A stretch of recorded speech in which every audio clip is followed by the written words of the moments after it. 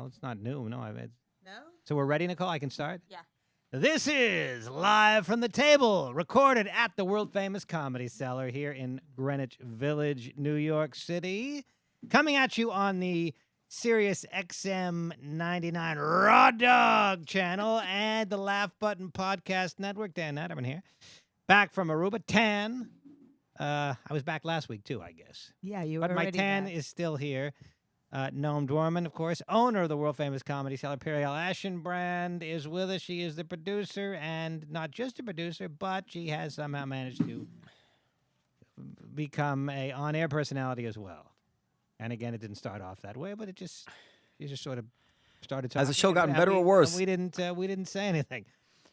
We hear. Okay, send your emails to podcast@comedycellar.com. Please, and if you turn the show off before you finish listening to it, tell us the last thing you heard before you said you had enough. Podcast@comedycellar.com. Well, we could use constructive criticism or just compliments. Just anything you like about the show. Help us help you to get a better podcasting experience. We also have with us Nick Griffin, Comedy Cellar regular for a number of years. That's so Nick nice. told me something a little bit disturbing before the podcast. I think it's worth discussing. Oh, no. He feels obligated to do this podcast. That's So- not true. I said I'd turned Periel down 3 times, and then I did feel like I should definitely do this one. Well, you're certainly not doing me a favor. Yeah. we need to highlight We that. thought we were doing Were you you a favor. Howard Stern trying to get me? No, just because what you're saying has no basis. Noam doesn't care whether you do it or you don't. It's not Noam gonna didn't even know I asked you. It's not going to affect anything No, but- regarding your spots here. Listen, this is the thing. I tell people I shouldn't eat on the air. I know, it's really, what is going on over there? He's like All a right, pile you don't of need to fucking get- pita. That heated up about it. I don't like to ask. I told Juanita in the car the other day, I said, if I'm going to teach my kids one thing in life, I want them to try to go through their entire life without ever asking anybody for a favor. Just see if you could just never ask anybody for a favor. Not even within the family? Well, that's not as bad, but preferably not even within the family. I mean, they can ask me for a favor, but that's different. I'm their parent. That's not a favor. Because when you ask somebody for a favor, it's a drag, and it's 10 times worse. And I know this. I try to tell you guys this all the time. I don't like to ask comedians for anything, not to do the podcast, anything, because it's, as Louis famously said when he realized that when he asked girls to masturbate in front of him, if he could masturbate in front of them, it's not a question, it's a predicament. This is what he wrote in his apology letter. But that was the smartest thing he wrote in that whole apology. And it's true. And I know that when I ask people something, it's not a question, it's a predicament. So I don't want to ask them for anything. Well, the other big thing that we were talking about before we came up here, after I said, I feel uncomfortable on the show, I've already said no 3 times, was also that I don't know anything about anything. We know that, Nick. Okay. As long as that's clear up front. Well, also, Nick, oftentimes I want you on this show, but the problem is Noam and me we're basically doing 2 different podcasts. I'm trying to emphasize, if not outright comedy, at least a more comedic approach. Whereas Noam fancies himself sort of, I don't know if Charlie Rose is the right word, but he really tries to get. First of all, fancies himself sounds snide. You could say either I am or I'm not. If I fancy myself, it means I'm not really. Like, he fancies himself a musician. He thinks he is. In any case, he likes to get more into real serious talk about weighty issues, and oftentimes gets into great detail that I don't know what he's talking about oftentimes. And oftentimes the comedy guest doesn't know. Okay, can I explain? Can I really give you a big picture? Might be interesting to you. Podcast@comedycellar.com. Last thing you heard before you turned it off. I'm having a pretty happy life in general. That's awesome. And I mean, text messaging and smartphones ruining it, notwithstanding. And and one of the reasons is because basically since I graduated law school and didn't practice law, I have not spent any time doing anything that I didn't want to do because it interested me. It was playing music, whatever it is. And the podcast, although I'd like the podcast to be more successful, and really, I thought at times I should really, because I think I definitely could make it more successful. But the main reason I like to do the podcast is to talk to interesting people. Like me. And So yeah, I like to bring these journalists in, whatever it is, because I find that interesting. It's not because I fancy myself anything or anything like that. It's just like, well, I'm doing something because what do I want to do with my life? You know, the clock's ticking, Dan. We haven't got much longer. It goes like that. Well, I'm intermittent fasting, so I expect to be around for quite a while. for some time. So like Alan Also, Dershowitz, I floss, which apparently adds another year to your life. a guy like Alan Dershowitz. I know people don't like Alan Dershowitz, but just his first name that comes to mind. He's this famous guy. We grew up as movies. He's the famous lawyer. And he has an opinion. He's one of the smartest people there is, and whether you agree with him or don't agree with him. And because of the podcast, I'm able to have Periel call Alan Dershowitz, and he'll come in here and he'll talk to me about something. I thought that was just because he likes me. Did he feel that Sean Penn based that character, that lawyer character in Carlitos way? Carlito's Way on him?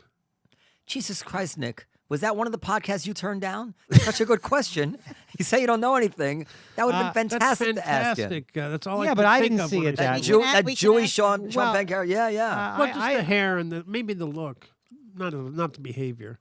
Yeah, I didn't perceive it as other than the fact but that he was non-Jews Jewish. did. Yeah, I guess if you're not Jewish, you lump us all together. But I personally didn't perceive it No, as come on. Dershowitz-esque, a Dershowitz-esque character. But our friend Gary Goldman, when he jokingly compiled a list called the Kikes, which is the award for the most Jewish, stereotypical Jewish character in the movies, and that's one of his top picks. Who were the other ones? The guy who runs the bazaar in the The Star guy- Wars movie? The guy, the James Woods character, I think, in Casino.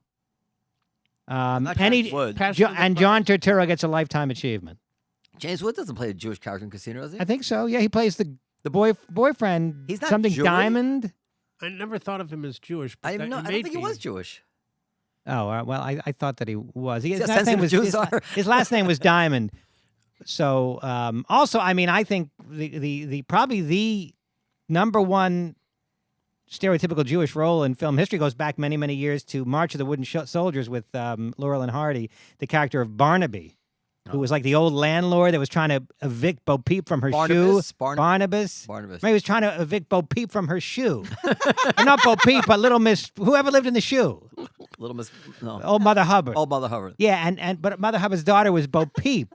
And he was like, but perhaps if your young daughter would be nice to me, perhaps we could work something out.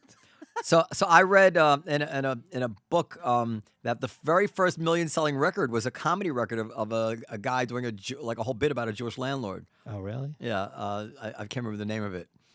It's funny. It wasn't.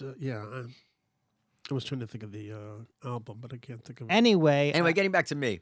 So that's yeah.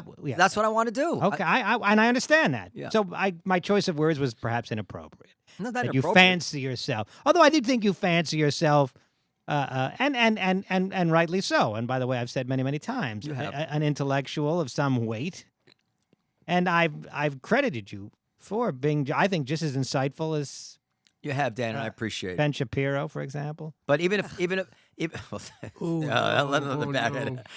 Well, you Talk said, about a backhanded compliment. No, Ben Shapiro's a smart dude, but I listen to him sometime in the car. I know, but he's loathsome. Can we pick somebody else? Well, you know what? I didn't used to find him loathsome when Trump was president because he was a good devil's advocate at a time when there was like a hysteria against Trump that was, warranted by Trump's being, a disgusting character, but wasn't warranted in terms of the facts sometimes. But now, since Biden's president, He's loathsome. I've been saying it from you day don't one. even listen to him. You don't. He is disgusting. He says horrible things about gay people, about trans Oh, people. God. Can't we pick somebody a little bit, maybe more like Bill Maher? Nick DiPaolo? Nick DiPaolo, yeah.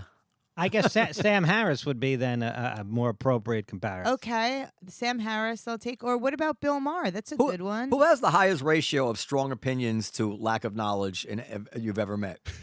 It's got to be Periel. Like, she literally has the most strong opinions. I mean, they're so strong that basically every opinion is on 10. It doesn't even, there really is no fine gradations in her opinions. This is basically buying. Everybody's either loathsome Or brilliant. or fantastic. No, A brilliant. genius. Yeah, you may be right. She may have that highest ratio. You must give her credit though for all this fundraising she's doing for. Oh, well, why No, don't we I don't. talk- I give her credit for virtue signaling. Well, why don't we shut talk? up. I for absolutely letting do. us know that she's doing. Yeah, what's the cause that everybody's worried about? Oh, let me make sure that everybody knows I'm raising money for the Ukrainian people. You can say that, but Now, it's not true. Periel is raising money for Ukraine. I see her on Instagram with Yes, all her do I. photos and with all the stuff she's sending over there. Periel, do you have a particular connection to this cause, or it's just My supers from Ukraine. well? And I I find think it hard to it's believe white that- people. That's what I think. She's racist. Actually, we're making boxes just for the Africans in Ukraine. That's not bad. She's sending tampons to the Ukrainian women. That's literally what she's doing. No, I don't have any connection. I'm like, that's not to a it. joke. Okay, yeah. mean, they need- guess Well, they we're need it. actually getting lists from specific places in Ukraine of what they're asking in those cities. Wise ass, and some people are asking for tampons. Okay, then let me make a point. At any given time, there's the cause that everybody's worried about, and it would be wrong to think that because it's the cause of the day, that it's actually more serious than things that go on all over the world all the time. Agreed. There's people starving to death in various places. In the same place for long periods of For- time. Forever. And hello, sir. Come on in. And why not do this? When there's a cause in the news like Ukraine, why not say to yourself, you know what? Everybody is raising money for Ukraine now. Why don't I raise money for one of those causes that nobody seems to care about? Come on in, sir. Where's he going to sit here? Right there in the guest That of nobody honor. cares about. Raise money for the people in. I might not be correct. Rwanda or where there's people starving. Nobody's starving in Rwanda. That's number one. Number two, the answer is Is that this. true? Well, I have no we don't know. idea. I'm saying it's like let me just. Oh, there's a thing that everybody's talking about. Let me go get boxes and Instagram about it. I mean, maybe you're not. Are you on Instagram? Or are Maybe- you just taking this as hearsay? I just Have you assume. Because I just told him. Maybe you're not virtue signaling, but it really does feel like you're virtue signaling. Okay, first of all, as I've said numerous times on the show, I could cure childhood cancer and Noam would find some way of why it's, self-serving or obnoxious or virtue signaling. There's a bandwagon thing about what you're raising money for. Listen to me. I wasn't trying to raise money and I'm actually not raising money.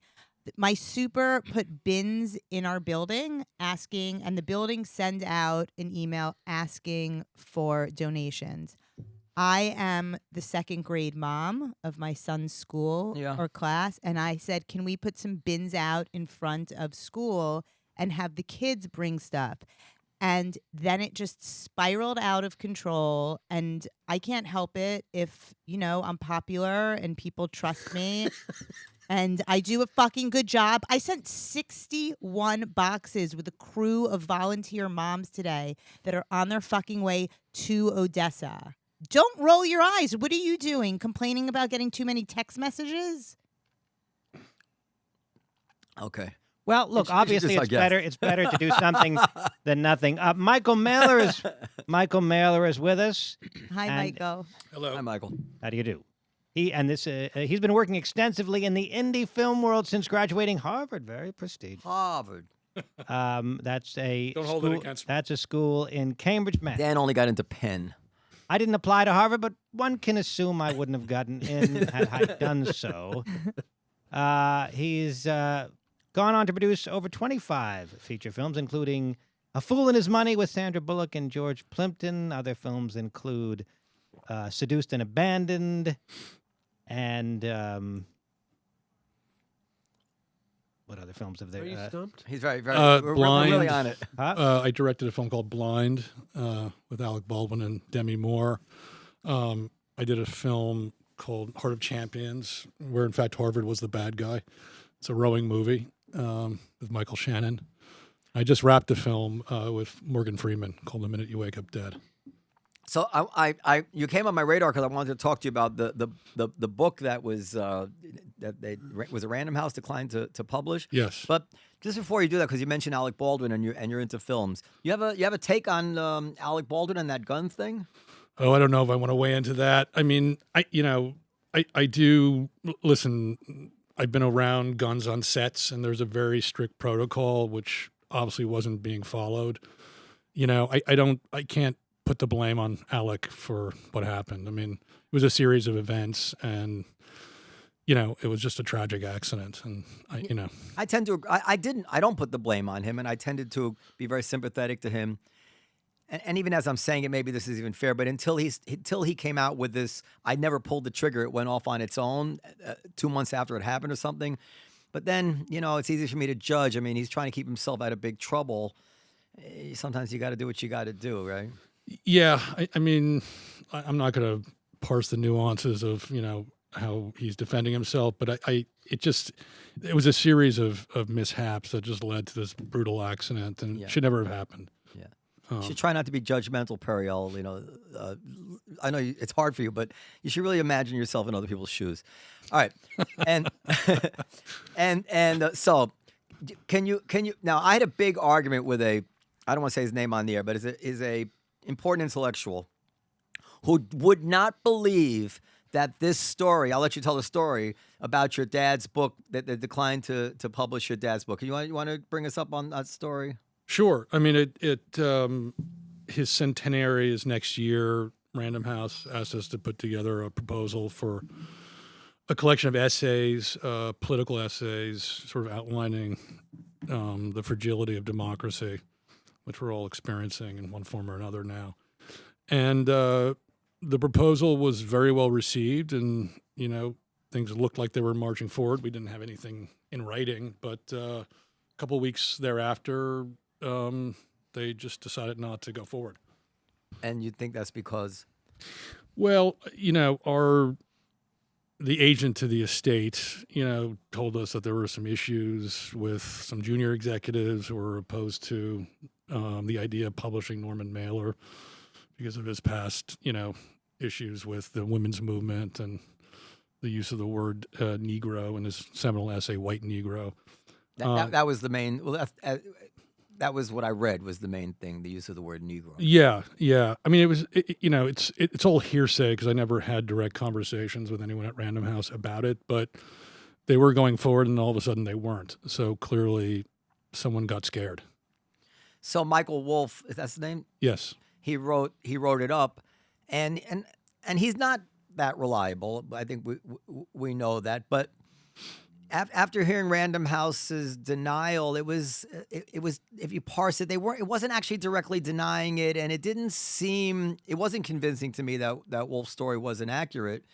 But then Wolff didn't defend himself on it, really. Wolff just dropped it, so then I began to think, well, maybe he did. No, it was a fairly accurate accounting of what happened. It was. Yeah.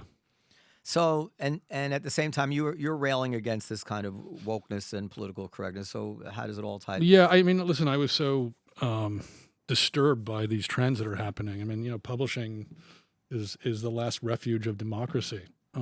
If you're afraid to publish ideas and to create an exchange of ideas, where are we culturally as a country? And I just, the trend is very dangerous. I mean, it's cultural fascism is what it is. Well, what did you think about when Woody Allen's autobiography, Apropos of Nothing, I believe it was called, was rejected by his publishing house, and he had to go with a smaller independent publisher? Yeah, I mean, listen, my feeling is if you don't approve of him, don't buy his book, but don't tell other people what they can or cannot read. Well, and with your dad, so this essay, White Negro, what was it about?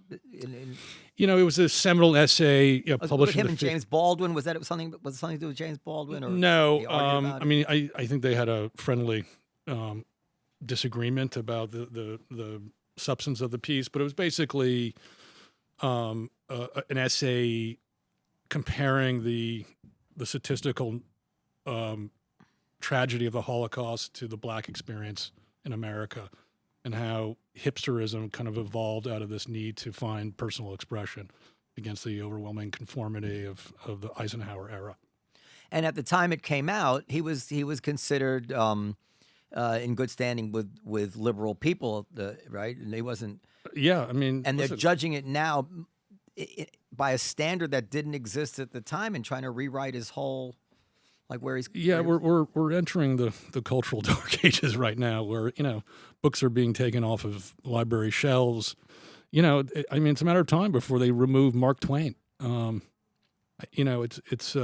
take down Picasso's from museum walls because he mistreated the women in his life. I mean, I don't. Again, it's this. We should be living in a free exchange of ideas as long as those ideas are not promoting overt violence. There's no reason to censor anything, frankly. And I just think it's a very slippery slope when you start doing that. And I don't have a very optimistic view of where we're going. You agree with that, Periel? Absolutely, 100%. Because she's kind of woke, but she's a rare species of woke because she agrees with everything woke, except that she's not censorious. Is that the word? She doesn't object to people being able to say what they want, and she also has a soft spot for men who take liberties with women.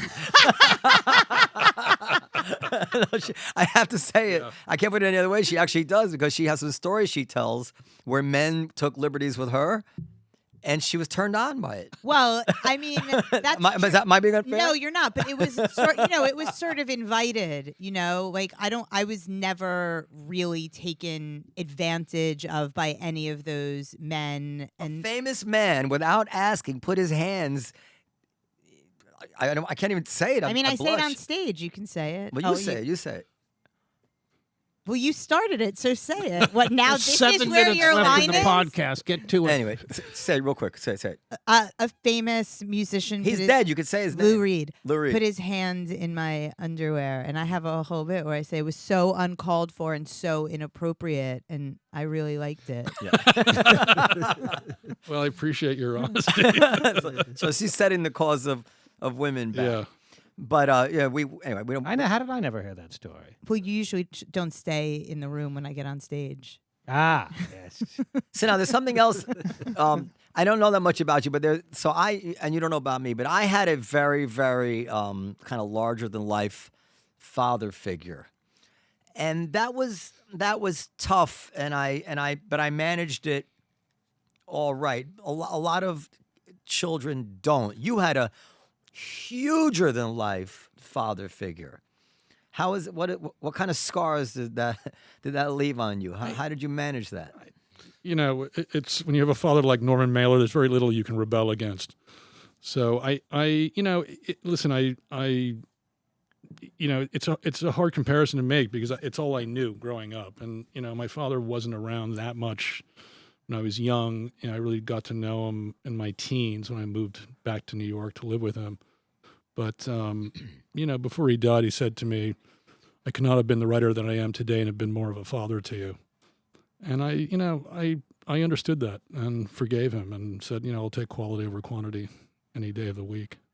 How old were you when he kind of had become a big thing? I mean, was he at any? He became a big thing long before I was born. Oh, okay, yeah. But listen, I grew up in a small town in Cape Cod. I had no idea really who he was, in a larger cultural sense. Right. I don't think kids really know that, right? Like, you just know that it's your dad. You don't understand. Exactly. Yeah. Exactly. And maybe you were better off for that. Okay, I'm going to make an analogy. Don't get upset about it. It's just an analogy. But there was a study that came out yesterday, the day before, that the conclusion was that the Japanese who were interned during World War II actually ended up being much more successful financially because apparently this internment broke the cycle of their life and wound up in some way benefiting them. I'm sure they wouldn't, if they had it to do over, they wouldn't want to be interned. And of course, we shouldn't have interned them. But it was this odd thing that actually, according to the study, according to empirical evidence, they benefited in some way. You would say, no, I want my dad. But in some way, maybe you did benefit because you weren't smothered in that way, by having this huge figure there soaking up all the attention all the time. And you were kind of free maybe just to be yourself and grow up. Sure. I mean, you could certainly look at it that way. As I said, I got to know him really in my teens, and then he had a love for boxing. So, when I was 5, gave me a pair of boxing gloves and said, "This is your sport." And up until again, I spent quality time with him. It was sort of the way we communicated with each other was in the Boxing. ring. Yeah. Didn't he get in the ring with somebody famous? Yeah, he was very good friends with Jose Torres, who was the former light heavyweight champion of the world, and I think they sparred actually on one of the talk shows at the time, Dick Cavett Hilarious. yeah. Buckley or something. But it was kind of our way of relating to each other before I became verbal enough to take it to another level. I mean, he was awesome, and there's a documentary about Norm. But anytime you see him on TV, like was it with Gore Vidal? He was debating on Dick Cavett or something. Yeah, he had a very pugnacious relationship with a lot of his writer buddies, and they were constantly falling in and out of friendships. But Gore was one of them, though they became very good friends towards the end. Full charisma. Yeah. Buckley, he I remember. debated Buckley often. Was it back in the day. Was it Sacha Baron Cohen as one of his Yes. characters that interviewed Yes. Gore Vidal and Yes. said Yes. something about your hair products? Yes. He was talking about Vidal Sassoon. Yeah. Yes. Yeah. It was amazing. I guess Yeah. that was. I think that was the Ali G character. Yeah. I think he rolled with it pretty well. As I recall. I read it, and I don't want to talk about your father all the time, but I read most of the Executioner song, and I didn't put it down because I got bored of it or anything. It's just that I think COVID ended, and but I mean, he's a great writer. Yeah, I learned about sex through that book.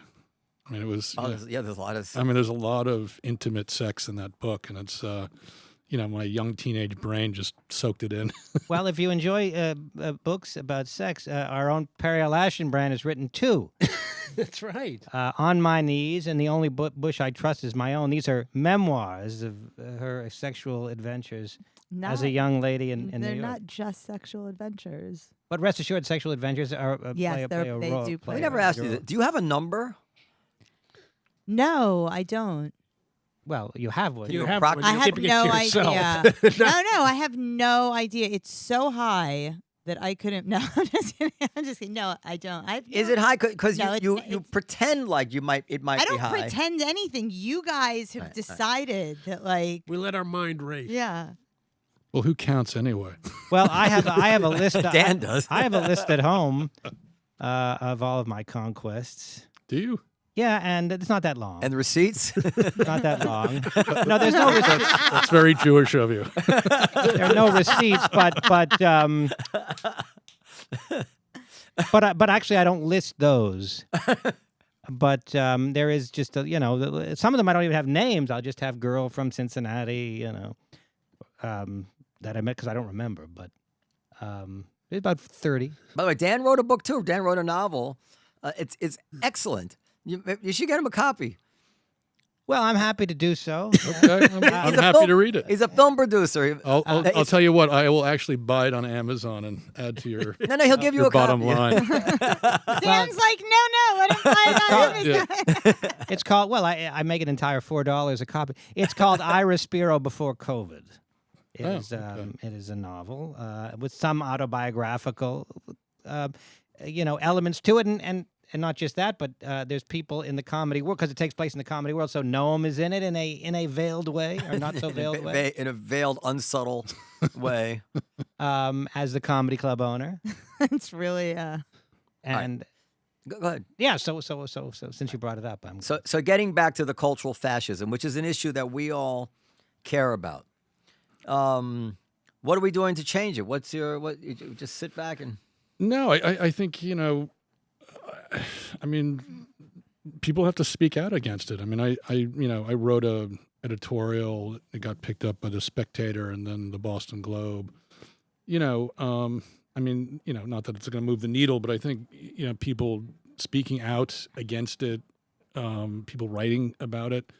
It's you need to create the ripples that lead to a wave of change before it's too late. And some people would argue that it is already too late. I mean, when you have someone like Random House declining to publish one of their longstanding authors' collection of essays, there's something inimical about that. it's Which crazy. should be the like a publishing company obviously doesn't have to publish everything that comes across their desk, and they don't have to, and they can certainly drop authors, if they wish, what should be their criteria? If they feel that business is going to suffer because of a backlash, do they not have even an obligation, perhaps, toward their shareholders if they're public? I mean, yes, I guess you could make a financial argument for justifying it.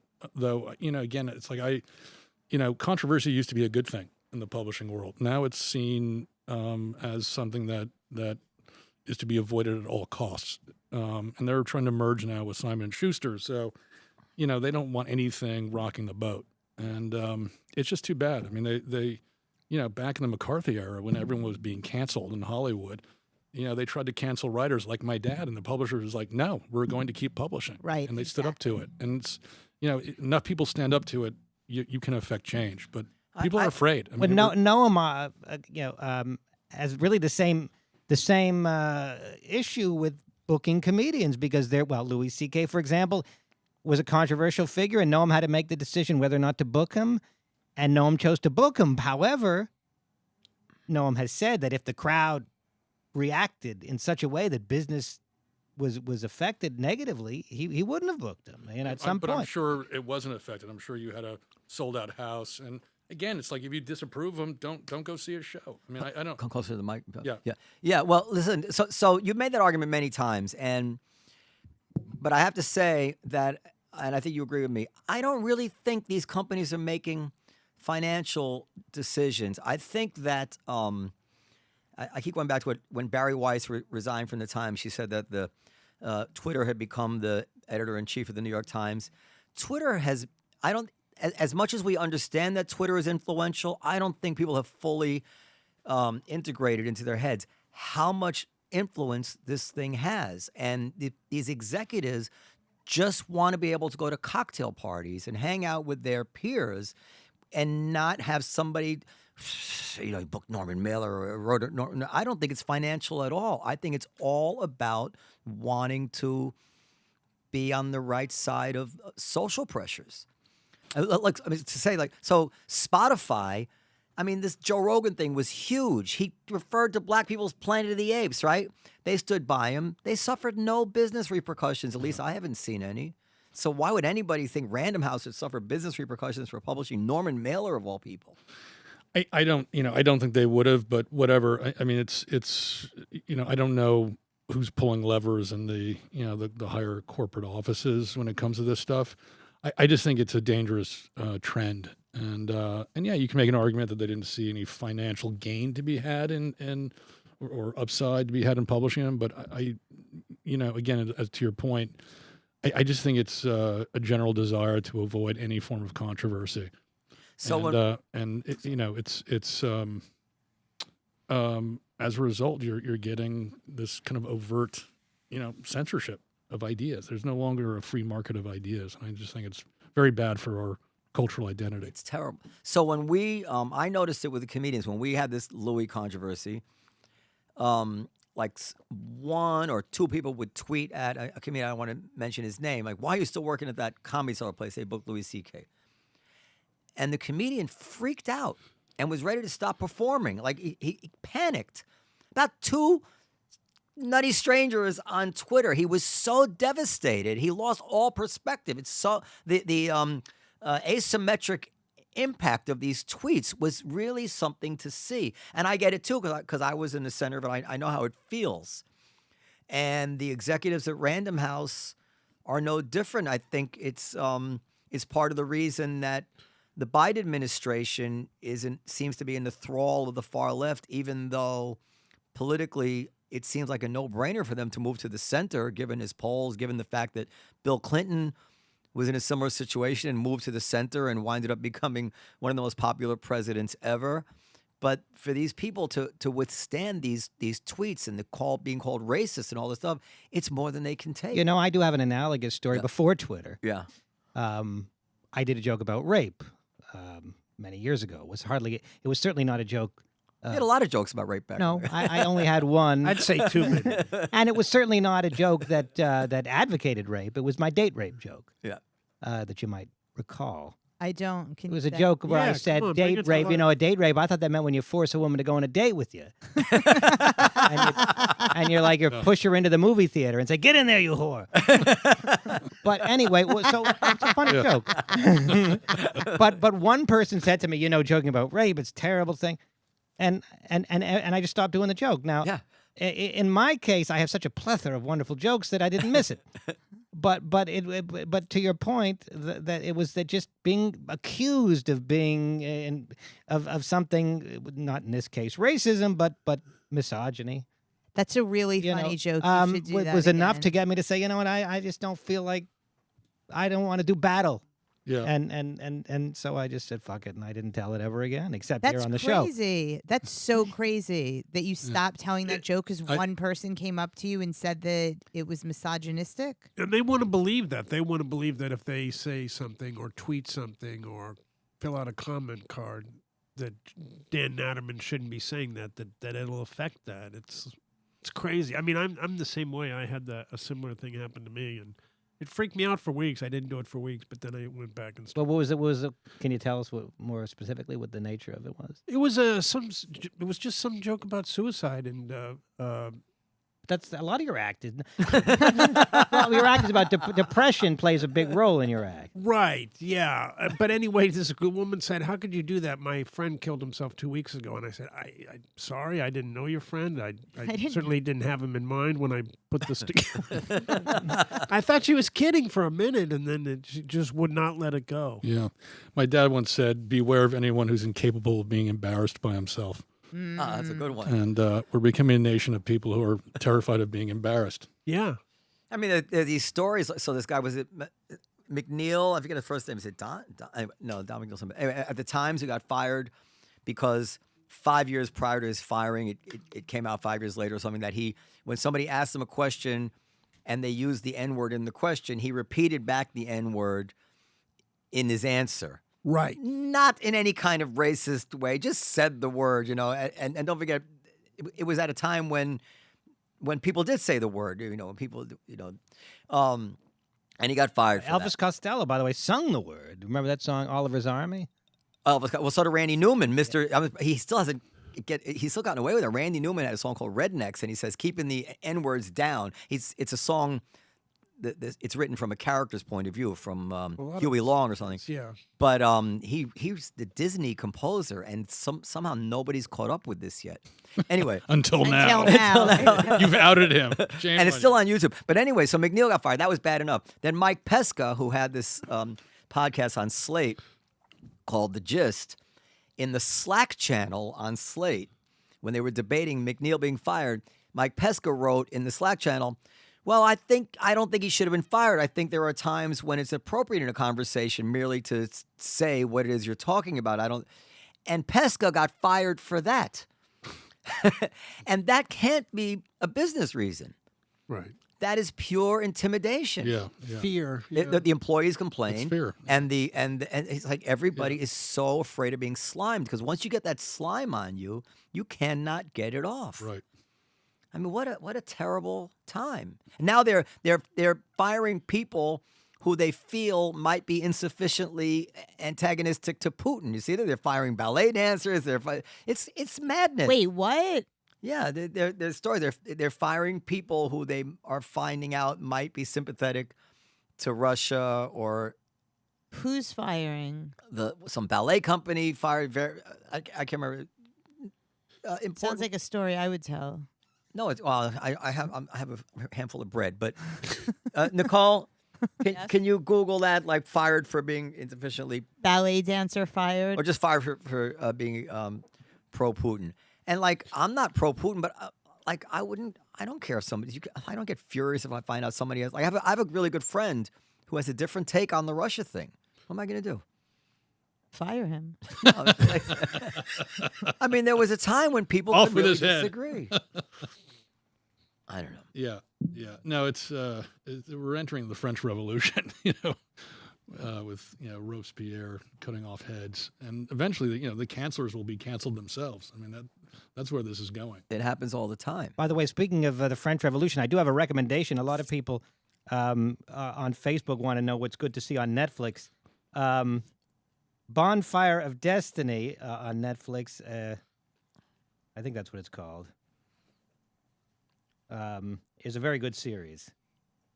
I'll just say it. You have something more to say about I it? have very little to say about it except that people often I see on Facebook say, "Hey, what should I watch on Net?" You ever see it? Mike? I haven't, but you've got my curiosity. now. Bonfire of Destiny. It's about there was this famous fire in Paris in 1897 that killed like 120 very upper class Parisian women, and it talks about the aftermath of that. It's fictionalized, but based on this true event. So here's the first story she brought up. Denounce Putin or lose your job. Russian conductor, Valery Gergiev, given public ultimatum. Star conductor and close friend of Putin dropped by his management ahead of deadline to speak out or be fired from Munich Philharmonic. And by the way, this is legit. It's legit. That's legit. It's not legit. A close friend of Putin, done. Out. You're out. All right. So this is how it's metastasizing, and I thought of this when Michael said, but I forgot to follow up on it. We're seeing companies now unilaterally pulling out of Russia and all this stuff. Now, companies never did that before, and I find it hard to believe it's because they have this new moral compass. I think this is related to this kind of woke thing and this kind of cancel culture. Maybe in this one instance, it's a silver lining to that cloud because we're kind of happy probably to see this additional pressure put on Russia. But I have a feeling someday in the future, we might regret that these companies are setting this precedent now, that they have an obligation to get involved in foreign policy. I could see that turning out bad, not just with Israel, which is my first worry about everything in life, but in various other things. I'm happy that Pepsi or whatever doesn't want to sell in Russia, but they're really just doing it for it's not going to hurt Russia, really. You know? Yeah, I that's a tricky one, I think, to respond to. I mean, I like the fact that these former financial havens, like Switzerland and the Caribbean islands and Panama, they're kind of closing the loopholes for all this money that's flowing in dirty. But I don't know. I personally am appreciating the corporations withdrawing from Russia. You appreciate it. I do. Yeah. I see it as a solidarity. I mean, I don't. What he's doing to women and children, indiscriminately, they just bombed this maternity ward. Yeah. You can't compare that to.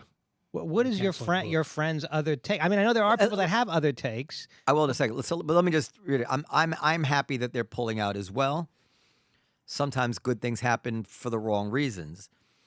But this is, in my mind, related to the idea that everybody has to fall in line with what is the accepted opinion of the day. In this case, we have almost unanimity on the opinion of the day, so it's not our ox that's being gored. So we're kind of happy. Yeah, I see where you're going. Yeah. I mean, I would draw the line on violence. One should not publish something that provokes and suggests or encourages overt violence. I mean, to me, that's where you cross the line. But I could totally see a war between two countries where the good guys and the bad guys were not so obvious, but like the left kind of took one side because, for whatever reason, because they were, let's just to be over the top, because they tend to take the side of the people of color. So the left will probably just fall in line, and other people might say, well, it's not that simple. And then I could totally see all these companies feeling the pressure to do the same thing they're doing now with Russia, to take the side of this, and it might actually be quite unfair because Twitter controls everything. That's just, I could be wrong. I see where you're going. Yeah. I mean, So the other side of this Russia thing is that for a long time, a lot of very important foreign policy minds have warned us against Eastern expansion. Robert McNamara and Mearsham and even Kissinger to some extent have warned about poking around in Russia's backyard, especially Ukraine, because Ukraine has a lot of Russian people there. I don't know the percentage, but it has always been a Siamese twin to Russia, and Putin has made it very clear how he regarded this. It's maybe more intense than our Monroe Doctrine because we don't feel kindred to the country's bias. We just feel you should stay away from them, and we didn't heed it, and but at the same time, apparently we had no real intention of expanding NATO into Ukraine. So it was kind of just causing trouble for no good reason. And a lot of people were not at all surprised that Russia said, enough is enough. We're going to control Ukraine. Stop messing around in our backyard. Now, that's not the whole story. On top of that is showing weakness, pulling out of Afghanistan as we did, letting them get away with Crimea, blah, blah, blah. And maybe some of it's just happenstance. But They should have never been allowed to get away with Crimea. That's number one. Number two is that like these are fucking humanitarian war crimes. so if you want to know, well, that's post the invasion. So the other thing is that we bombed Kosovo, which apparently I looked into it was a violation of international law. It was a humanitarian mission. We all agreed to it, but the Russians were sympathetic to the Serbs in that thing, and they looked at us and said, "Well, they're a bunch of hypocrites. When they want to do something, they go ahead and do it, let alone bombing Iraq and whatever." And then we stuck our nose in the coup that went on in Ukraine when Yanukovych, is that his name, got ousted. And there's a list, there's a bill of particulars. Many of them have some legitimacy, none of which would warrant Putin invading Ukraine, but which would, like a friend of mine put it, it's like we knew he was holding oil in his hand, but we didn't care about waving matches around it. It's not like, he had any moral right to take Ukraine, but a lot of people said, well, we should know better. I don't endorse, well, I don't know if I endorse it. None of it justifies him taking Ukraine, but I thought, so just not Yeah, to I mean, listen, I nothing justifies what Yeah. Putin is doing. I mean, it is a war crime, but for the life of me, I don't understand why Zelensky just didn't rule out absolutely that Ukraine would not join NATO. That's right. That I just don't understand, because it seemed to me definitely one of Putin's red lines, and which I can understand from a geopolitical point of view, but and I don't know, frankly, if he had announced that, if it would have changed Putin's mind, because I think he does see it as part of greater Russia. He doesn't like an independent Ukraine, and that's a problem. It's a huge problem. It's like China and Tibet. It's like you can't just go into places because you want them to be part of you if they want to be an independent country. That's right. Well, and there's another I like having somebody here who agrees with me. There's another layer. We all agree with you, Periel, but it's not that simple. So, and also, what I think is interesting is that Trump came into office saying, let's make friends with Russia. It would be very, very good for the world if we were friends with Russia. And then he was so soon into his administration, he was accused of being like a Russian spy.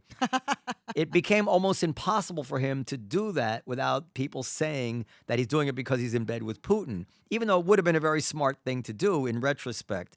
And there's a subtle hypocrisy that's going on, that the people are so outraged at what's going on in Ukraine now. We're so adamant that Trump should absolutely not find any deal with Russia, that there should be sanctions against Russia for invading Crimea until they leave Crimea, even though we know they're never going to leave Crimea. So sanctions till the end of time. This was all unwise. So can I ask a question? And I don't want to credit Trump with being smart about it, because I don't know. He might have been, but that's not the point. The point is, if Trump had made some kind of deal with Russia in 2017, he probably could have avoided this. And he wanted to. Maybe he wouldn't have been able to, but he wanted to. Yes, go ahead. So nobody loathed Trump more than I did. Nobody.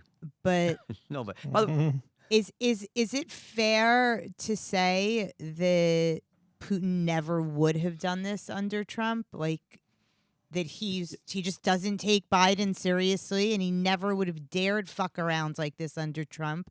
Because that's your husband talking, by the way. What do you think? No, shut up. It is not my It husband. absolutely is. Don't lie. No, it's I know not when at you- all. It's not at all. What do you think? I'm a moron? Like I couldn't figure this out for myself? Well, don't answer that. Let our guest answer. Go ahead. I don't think Putin took Trump very seriously at all. Wow. Okay. So I listen. It's very possible Trump would have made it very clear to Zelensky and the Ukrainian people that the U.S. would not be supporting them on any level.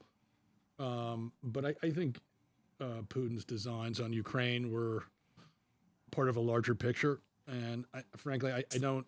I mean, the NATO issue was a big issue, but I still think he would have done what he did at some point. Whether he delayed it a year or two or longer, who knows? But it's a bloodthirsty act of an illegal war. Let me answer you this way. I tend to agree with most of what he said. I think that when Trump was president, Putin would have faced a higher degree of unsureness about what the United States reaction would have been.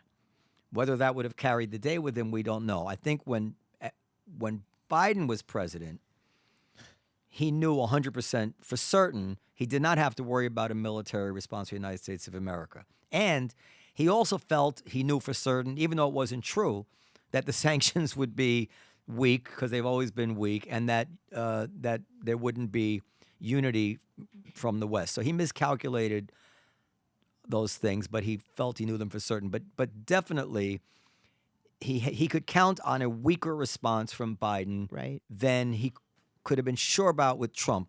I think that's right. But he may have done it anyway. I don't know. He probably would have said, "You know what? You take Cuba. It belongs to you. I'm taking Ukraine." That's the deal. And and it's so it's so interesting, right? So we're all afraid of nuclear war now. Mm-hmm. And it's always, Dan, are you? Oh no, I'm looking at Michael's movies as I do want to discuss that. So I'll say this, and then you bring it up. So I thought at the time, Dershowitz disagreed, that we should have flooded the zone in Ukraine right as soon as there was a buildup in Ukraine. I don't know much about these things, but it seemed to me the right thing to do ideally would have put some sort of trigger wires there where you have to kill Americans or you have to before you go in, to give him that to think about. But I understand why that was scary to do, because what if he does it? It could lead maybe to a nuclear war, right? But the irony is, and this is one of those cognitive biases about inaction versus action, the risk of nuclear war is much higher now because of our inaction and because this thing has taken a life of its own, because he's in there now, because now we're facing him, than I think it would have really been if we had put that tripwire there. I think if we'd put that tripwire there, he probably would have found a way. And if at the same time we offered some back channel deal, some face-saving thing, we promise you we won't have Ukraine in NATO for 50 years, and you can have Crimea, and like Cuban Missile Crisis, kind of like double dealing thing. That would have been the smart way to handle it, but it's scary. And the thing is that when you back down from these scary scenarios, you oftentimes find yourself in scarier scenarios because there's no good answers. Sure. When you're dealing with a Putin. Yeah, you can listen. People have made the argument that the Vietnam War was fought precisely to avoid a nuclear Armageddon. Right. That conventional wars deter nuclear exchanges. You can make an argument for or against that concept, but I mean, listen, my concern is that this has been a huge embarrassment for Putin, and he's not the type of guy who walks away from a bloody nose, and so I just I don't see a happy ending. I mean, this thing could go on for months and months and maybe years. I mean, what's and more? A lot of people are going to die, and I just don't think there's a off ramp for him where he saves face. Right. That's why the nuclear thing is so scary now. Yeah, and if he loses badly enough, this guy is, megalomaniacal, which he clearly is, and has messianic visions. I could see him pressing that button. Or just this, he knows he can't lose. If he loses, he's done. Yeah. Personally done. No, I know. And so it's perhaps he's so homicidal that he's suicidal. I don't know. Go ahead, Dan. You want to talk about? First the of all, movies? I'm looking at his Wikipedia page, Michael's, and his date of birth, which I will not reveal. I will only say that he looks very, very good. Handsome, rugged-looking he's guy. Handsome. He's rugged-looking, but he also blue eyes. My Jewish blood. He looks younger. He looks a little like Rutger Hauer. But obviously, Jewish Rutger Hauer. Yeah. But Rutger Hauer actually played a Jew in the movie Escape from Sobibor, which I thought was ridiculous. But no, Michael doesn't look Jewish at all. He looks quite, as I said, like Rutger Hauer. But he looks younger than the years that he's been on this planet, which I will not reveal. But Of course, you can go to your Wikipedia. it's not and find that out hard to yourself. find. I'll just say he's about Noam's age. I'm 57. Now, so yeah, I mean, well, I'll just ask if you see like the film are films a passion of yours, or it's just sort of a business that you're in? No, it's a passion. I mean, there are much easier ways to make money. I don't. I mean, probably my fault is that I don't really see it enough as a business. I tend to make movies that turn me on, and they're not always considered commercial product. So But it makes you happy. but it makes me happy, and I'd rather be passionate about what I'm doing than be bored by counting dollars. Is it? Yeah, Is we had- there we a had- genre that you stay in, or is it? No, I mean I'm an indie guy, so Yeah. I guess you could say that's my genre. But no, I'm just passionate about film and storytelling. So if the story appeals to me, I'll try to make it. I mean, whether it's a very dark drama or something that is very genre oriented. Are you a Godfather guy? Do you love The Godfather? Yeah, who doesn't love The Godfather? Periel. I like The Godfather. I thought for just all out popcorn fun, Goodfellas was a better ride. Yeah, I love Goodfellas. I don't know. You never watched The Godfather. I know. The Godfather's a fine film, and perhaps I'm like a sure. whatever you know what I'm saying, cinematographically more impressive, I guess. That's More- exactly right. the way you said it. but The Godfather, you strap yourself in. I mean, that's like a roller coaster, and I can literally go home and watch it every night when I That's go to Well, bed. insane. it's an epic drama that's set out over an historical time period. I mean, Goodfellas is fun to watch. And The first half. It's I think the whole thing is fun. yeah, but it's a very kind of minute time frame, right? Whereas the It's not Godfather epic. just It's not a- expands. it's not a saga. It's it's an historical epic. Well, one thing about The Godfather that I just don't get is here you have this guy Waltz, this movie producer. You're a movie producer, so you get what I'm. Yeah, this might be of interest to you. Remember the guy Waltz? They come into his house. They say, we want to put Johnny Fontaine in the. We want you to put Johnny Johnny Fontaine. Fontaine never gets that film. And another thing. This guy Waltz, he knows who he's dealing with. He knows who these guys are, and yet he's got the balls to say he'll never get that part. You guinea wop. And I'll tell you why. I mean, is that realistic? And what? Like It he was the does, best piece of ass I ever had. I had him all over the world. like he doesn't. But Johnny Fontaine made me look ridiculous. And a man like me cannot afford to look ridiculous. very Something good. like that. Go ahead. That sounds like Putin. but he knows what who these people are. Okay, and he's got and then he caves immediately as soon as they kill his horse, as if he didn't know this was coming. Khartoum. Jeez. What I would have liked to have seen. You should ask that question to Mario Puzo. Well, he's not around. What I would like to have seen, I've made this point before, is for Waltz to call him up after they kill the horse. Waltz calls up. He goes, "Oh, good one. You got me. I'll tell you what. I am going to put Johnny Fontaine to film, but I changed the role a little bit. He plays a severed head. You cocksucker!" and then he sends Fontaine's severed head, and he really he goes to I would have rather seen that. But anyway, that's not what happened in the movie. He caved immediately, yeah. as if he didn't know they were going to do something like that. I think he was into self-preservation at that point. But why the hell was he mouthing off in the first place? He knew what he was dealing with. Maybe he didn't know. People can't control themselves. You think he's the first guy who mouthed off? Maybe he thought he was so powerful and so prominent that nobody would touch him. Yeah, I mean, Hollywood back then was, it was its own nation state. And the mob never actually infiltrated Hollywood. That's probably another reason why he was emboldened. But they say that they did, didn't they? Say that they talk about Sinatra being. But he says, "Yeah, I ain't no band leader," and I heard that No, but story. there was no sixth family running California. I mean, the police were the mob. Yeah. Well, I know. What also gets me about The Godfather, I'm not going to talk about it, but so if you watch Godfather 1 and Godfather 2, Al Pacino is so fantastic, and he's so controlled. And then Godfather 3, doesn't even seem like the same character. Well, then he becomes the scent of a woman, Al Pacino. Yeah, but it's almost like he couldn't remember how to play Michael Corleone anymore. That's true. It's funny. I was reading today, as a matter of fact, an interview that Coppola did, where he's bemoaning where he's cursing the success of The Godfather, because everything he did thereafter was always compared to that film. And Was it you know, and he Apocalypse could Now? never, he could never achieve equal success, and it became, this bugaboo for him. Well, I have a theory about Coppola. Now, what's his name? Brian Koppelman told me that I'm out to lunch on this. And I think Judd Apatow doesn't agree. But I think that he's a bit overrated. I think that Coppola. Yeah, I think that he benefited from being an Italian guy from that who understood the atmosphere of that culture very, very well. And he's an artistic guy, and he had a huge talent for capturing that atmosphere. But the script and all the classic lines, these are directly out of that book. I mean, and he lucked into, and I know he edited the script. I'm not saying that he has zero to do. He's a fine director, and he made a great movie. But judging by the fact that none of his films, as opposed to Scorsese, were one after another, from different points, like you see, it's brilliant, brilliant, brilliant, brilliant. Yeah, I mean, listen, Apocalypse Now is one of the great films of all time, I think.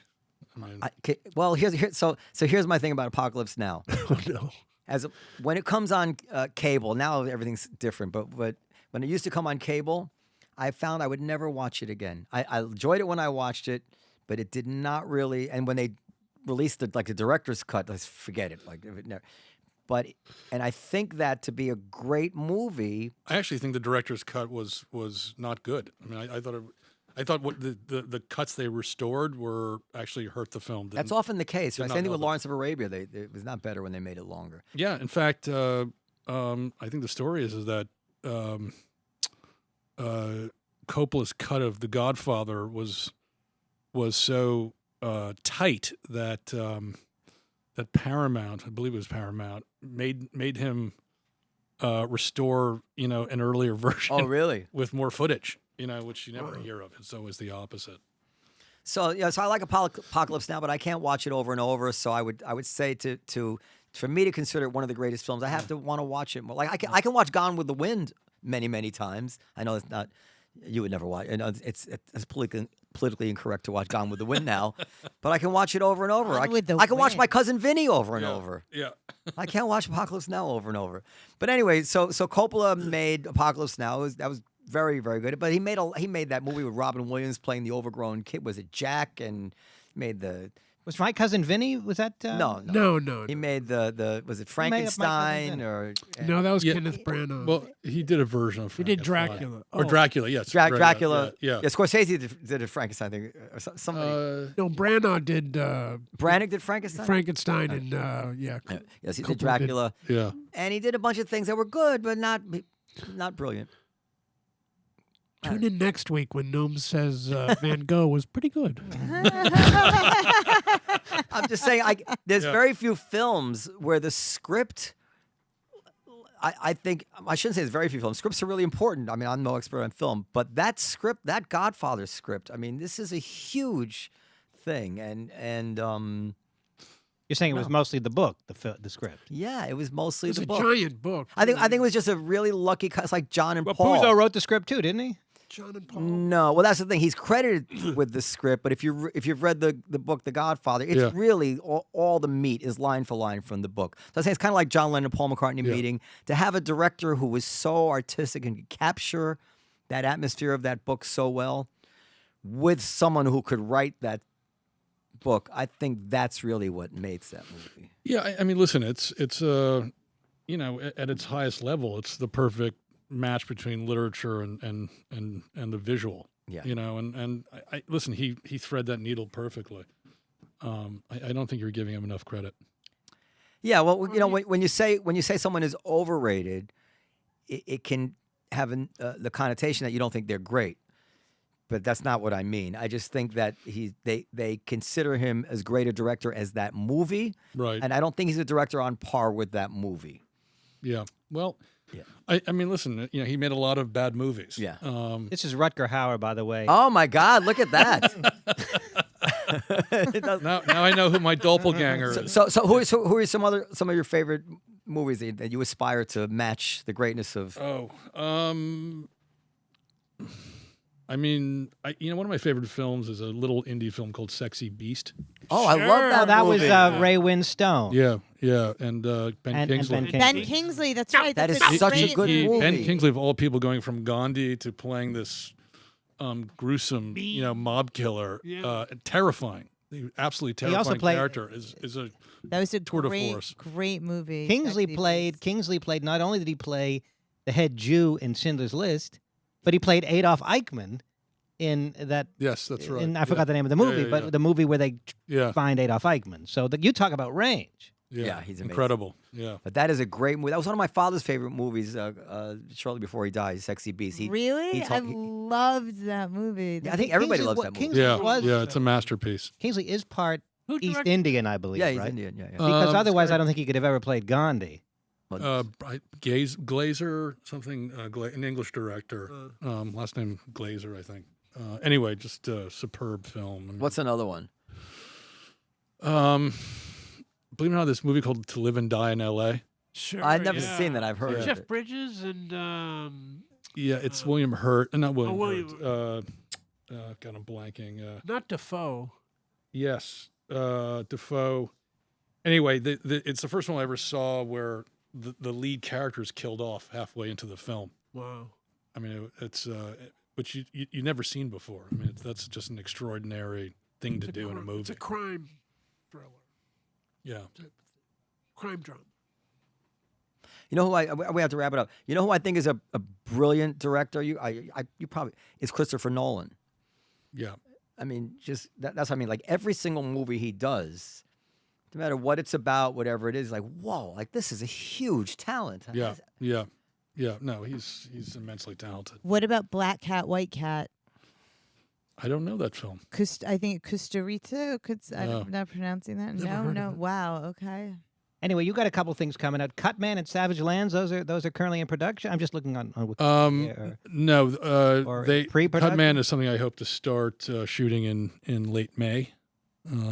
That's a very intense drama about a single mother ravaged by heroin traveling through East Texas with her 10-year-old daughter looking to get back at the man who ruined her life. Wow. So you're now in what they call pre-production. Pre-production. Which Yeah. you're trying to find money. Is that what that means? It's coming in. I'm actually casting it. I'm hoping Lenny Kravitz actually plays the male lead in it. Nice. So- Probably no role for me in that one. Well, Savage Land. Second choice, Dan Naturman. are you looking for a career in film? I'm looking for a paycheck, however I can get one. This was, I thought, a very good discussion, Noam. I hope you were satisfied with today's Yeah, episode. I'm happy to make friends with anybody who's fighting the good fight against what we all hate that's going on in our culture. Anyway, I'm happy to meet you. Yeah, no, this was very enjoyable. Have me back again, please. I would love to. You live in New York City? Yeah, in Brooklyn. Oh, come hang Williamsburg. out down in the Olive Tree some night. Half off Come- on come- half off on Wednesday. Yeah. do you guys actually do regular stand up as well? Well, I I'm a don't. He stand-up, does, he and does, Nick yeah. is a stand-up. Oh. Noam Periel is- does stand with you. Noam, Yeah. Periel's also I- started to do stand-up. She's a relatively newcomer, but she's making progress. And Noam is a musician and a fine one. Okay. Yeah. Yeah, I would love to come check out your routines. And also every Monday night, Noam. Last night was really crowded. I guess you guys have getting like a following or something. You've always had that core. Yeah, some nights are busy, some nights. Every Monday night they perform in the restaurant. They do music. But some really good musicians come. Okay.